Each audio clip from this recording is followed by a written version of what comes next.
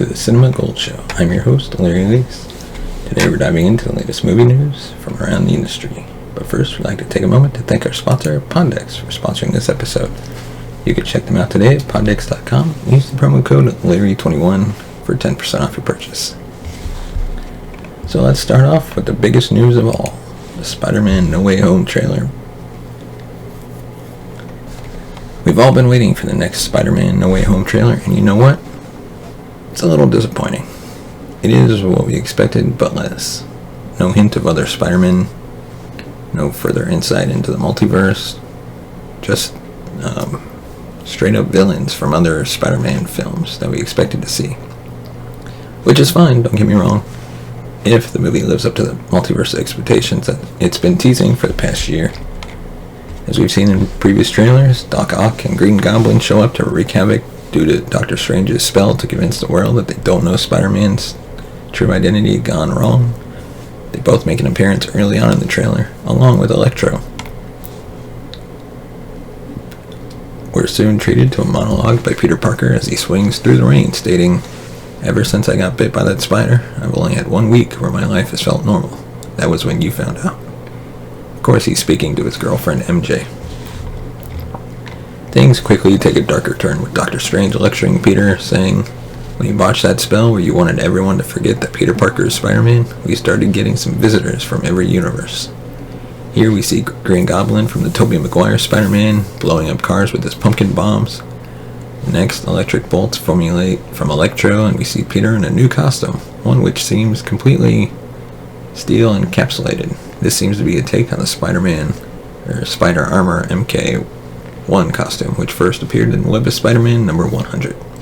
It's a bulletproof spider suit that was first introduced to combat the new enforcers and their high-powered guns. Here, all villains seem to be utilizing a bunch of different weird offensive tactics, so who knows why the extra armor is really there. Next, we see Doc Ock destroy a highway and the cars upon it, and Spider-Man fighting him only to get pinned up his side down against a wall. Doc Ock finally realizes, saying, "You're not Peter Parker." The next scene shows Doc Ock imprisoned by Peter, MJ, and Ned. Unable to take his name seriously, Dr. Otto Octavius could stand within the reality of the current MCU, not without some ridicule apparently. The next shot shows a tower on the waterfront with a huge spinning globe of electricity on its peak, very reminiscent of the fusion energy experiment that Dr. Octavius attempted in Spider-Man 2. This is followed by Doctor Strange declaring that there are others out there, we need to send them back. The next quick scene is very interesting. It shows Spider-Man conducting magic with his wrists, very similar to that of Doctor Strange. But it is over quickly and without explanation, at which point Doctor Strange tells Peter, MJ, and Ned to Scooby-Doo this crap. The next scene displays a sandstorm, electrical storm that casts J. Jonah Jameson at the forefront. "You're flying out into the darkness to fight ghosts," Doc Ock explains. Doctor Strange clears things up by telling Peter that all these multi-dimensional villains are meant to die fighting Spider-Man. It's their fate. He's clearly referencing their demises while fighting the Tobey Maguire and Andrew Garfield incarnations of Spider-Man. Doctor Strange says that he's sorry, and Peter says, "Yeah, me too," before trying to web and take some magical artifacts of the Doctors. This leads to a few quick cuts of Spider-Man fighting Doctor Strange, with Peter pleading, "There has to be another way." Doctor Strange assures him that there isn't. There are further scenes of Spider-Man fighting Electro and Green Goblin. Happy and a tactical squad close in on Spider-Man and company. The next scene shows a tower on the East River, casting centrifugal energy off of it, much like the fusion experiments Doc Ock conducted in Spider-Man 2. Finally, most of the rest of the Sinister Six are displayed, including Electro, Sandman, and the Lizard, leaping around. Spider-Man tells MJ that this is all his fault. He can't save everyone. The trailer nearly concludes with MJ falling from a tower and Spider-Man trying to save her. All that's left is a shot of the Statue of Liberty, surrounded by purple energy. Doctor Strange explains to Spider-Man that they're starting to come through, and I can't stop them. It seems that the villains of the previous Sony Spider-Man movies have made it through the multiverse rip, but not the other Spider-Man, as far as we can tell. Still, this is a giant leap in the way of multiverses. And, of course, Spider-Man No Way Home releases in theaters December 17th. Exactly 1 month from today. Let us know in the comments below what you thought of the new trailer. Are you a little disappointed that they didn't show any of the other Spider-Man? But now let's move on to... So the new Spider-Man No Way Home trailer has also left us with the question, is Spider-Man No Way Home setting the stage for a Sinister Six movie? Once upon a time, Sony had plans for a Sinister Six movie with Drew Goddard attached to direct. This was back in 2014 when Andrew Garfield was still Spider-Man. The Amazing Spider-Man 2 spent time setting up villains for Sinister Six, but the film was a critical and commercial disappointment. It wound up being Garfield's last outing as Spidey. Plans for the Sinister Six fell apart. 2 years later, Tom Holland would make his debut as the Marvel Studios version of Spider-Man in Captain America's Civil War. Sony still holds the movie rights to all Spider-Man characters, but in recent years, it has been loaning the hero out to Marvel while laying bricks for its own shared universe of villains. Right now, Sony's Spider-Man universe, as it's officially known, only has a few entries in it. The Tom Hardy-led Venom, its sequel Venom Let There Be Carnage, and the upcoming Morbius, starring Jared Leto. If you've been keeping up with Sony's Spider-Man universe, then you know it's already crossed over the Marvel Cinematic Universe in both trailers and post-credit scenes. It seems like Sony had shelved the idea for the Sinister Six movie, but the new trailer could indicate a future for the supervillain group beyond the latest installment in the MCU. Sony could certainly keep plugging away at introducing new characters like Venom and Morbius one by one, but the concept of the multiverse might allow it to sidestep that process and reach into its back catalog for established characters as it continues to build out its universe of Spider-Man villains. Alfred Molina's Dr. Octopus appeared in the first trailer for No Way Home, and eagle-eyed fans may have also spotted one of the Green Goblin's pumpkin bombs. The new trailer let us hear William Dafoe's voice, and it let us see a money shot of his Green Goblin hovering on his glider again. Jamie Foxx had already been confirmed to appear as a non-blue Electro in No Way Home, and the trailer let us see him in his new, more comics-faithful costume, complete with an electrified star for a face at one point. Weeks ago, we heard reports that Spider-Man No Way Home would be bringing back two other legacy villains, the Lizard and Sandman. They're both in a trailer as well. That's 5 villains pulling from past movies. Add Venom to that, and you have a full half dozen. Enough for a spin-off featuring a multiversal Sinister Six. Will it happen? We'll have to wait and see, but the possibility is certainly exciting. And in the meantime, we'll just have to settle for Spider-Man No Way Home. So let us know in the comment section below, do you want to see a Sinister Six movie? I know I'm a little intrigued by the possibility. But now, going back to our next topic, Lethal Weapon 5. It's expected to go straight to streaming on HBO Max instead of a regular theatrical release like the rest of them. Lethal Weapon 5 is likely to go straight to streaming rather than a traditional theatrical release, according to reports on the action sequel.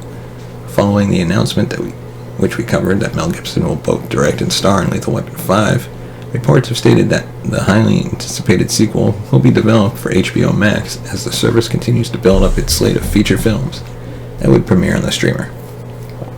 The last time audiences spent time with Riggs and Murtaugh was way back in '98's Lethal Weapon 4, with the movie grossing more than $285 million at the box office. Clearly, the streaming service is confident that they can continue the success of the franchise without a big screen release.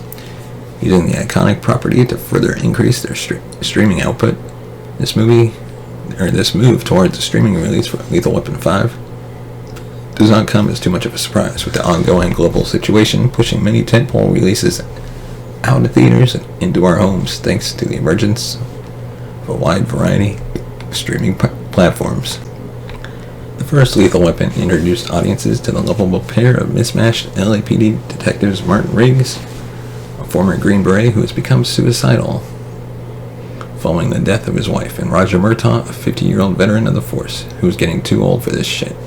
Played by Mel Gibson and Danny Glover, respectively, the duo became instant icons of the genre, with the franchise spawning several sequels, bringing in the likes of Joe Pesci, Rene Russo, Jet Li, and Chris Rock along the way.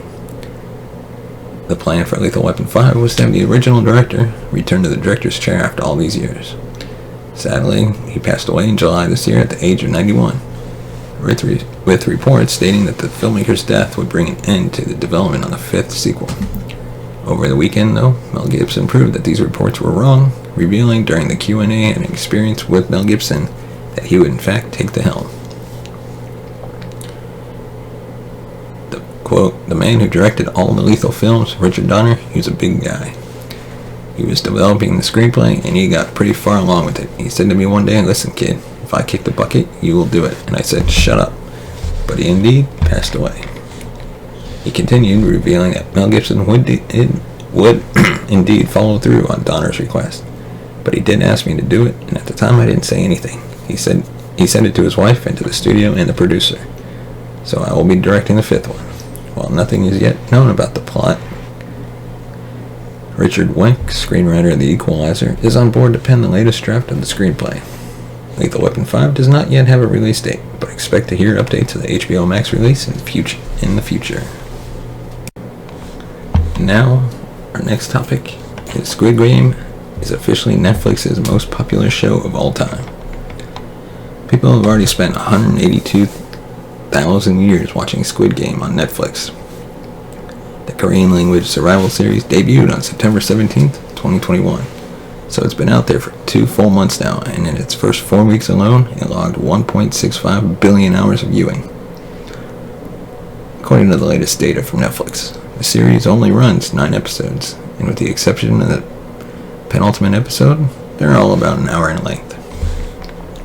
This cements Squid Game as the most popular Netflix series of all time. We heard previously that it was the streamer's biggest series launch, but it has now officially dethroned Bridgerton as Netflix's biggest show. Of course, Bridgerton had only held that title since January, and there was some question as to how many people had really stuck with the series, because Netflix had a funny way of counting 2 minutes as a view, meaning that a subscriber could theoretically bail on a show after a few minutes, still get lumped in with people who had watched the whole thing.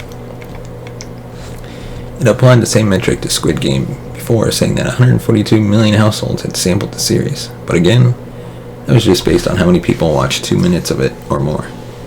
Not quite the same as counting how many people bought tickets for a movie on opening weekend, nor is it the same as Nielsen ratings on TV, where we get a fuller picture of demographics and not only what's popular but what's unpopular, the least viewed shows. However, by counting aggregate viewing hours and bringing in an accounting firm to audit the results, Netflix is at least superficially making a bid for more transparency and a more accurate assessment of overall audience engagement.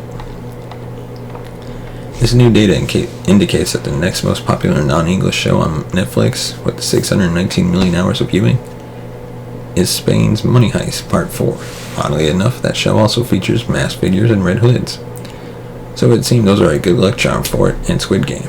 Stranger Things Season 3 and The Witcher Season 1 are the second and third most popular English shows, and the fourth and fifth most popular TV titles on Netflix overall.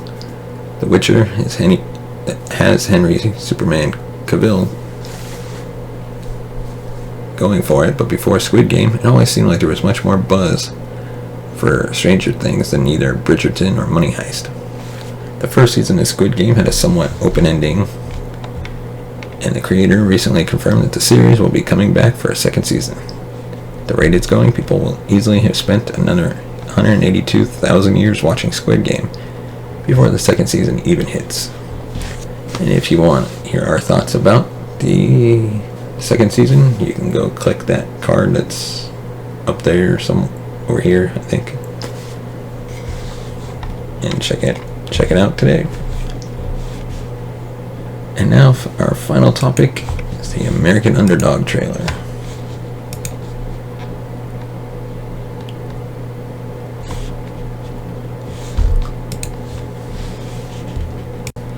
And finally, our last topic is the American Underdog trailer. It is the season, the football season that is. Lionsgate just released the latest trailer for their upcoming football film, American Underdog, which is slated to come out on Christmas Day, December 25th. The film has a first-string cast composed of Zachary Levi, Academy Award winner Anna Paquin, Dennis Quaid, and was coached under the direction of Andrew and John Irwin. The film is based on the true underdog story of Kurt Warner, played by Zachary Levi, who, despite multiple attempts of trying to make the NFL, was able to land a spot.